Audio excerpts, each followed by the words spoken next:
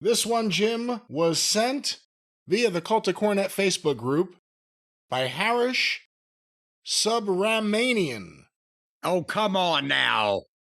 Off topic, has Jim ever been to India?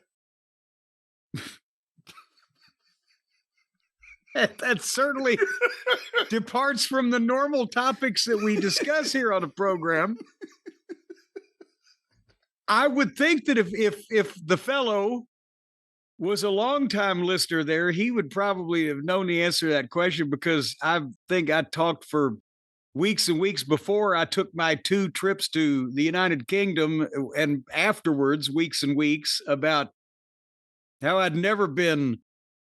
That's why I didn't know about the Drew McIntyre stuff, how that worked. I was Xanaxed when I entered and left the United Kingdom because I was coming off of and about to be on a plane.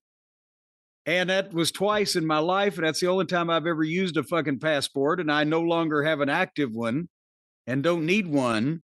And I've never been to any other place that required me to have one. Because when I used to go to Canada, not like that'll ever happen again, all you needed was your driver's license. So I ain't been to India. But let's say you had your passport handy and travel was a lot easier. It's a new time. I don't know how it would work.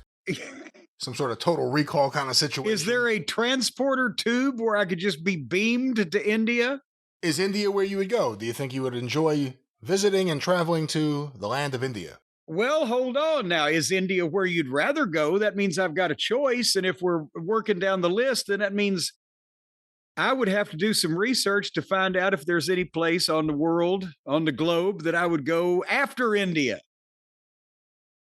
Because not to, again, inflame the sentiments of the questioner, but wasn't that where that the guys went when William Regal got that intestinal thing that almost killed him? What was it? I'd like to know what it was, because I watch all these videos that pop up on Facebook whenever I go there of, like, I think it's India. Some of it's India, like just street food. And it all looks delicious, except for how they make it with their hands, which are never washed. There are no gloves. Just grabbing stuff. There's flies. Well, no, but besides that, there. Did he eat street food? That's my question. Well, no, but again, no. There, while I was there in the office in India.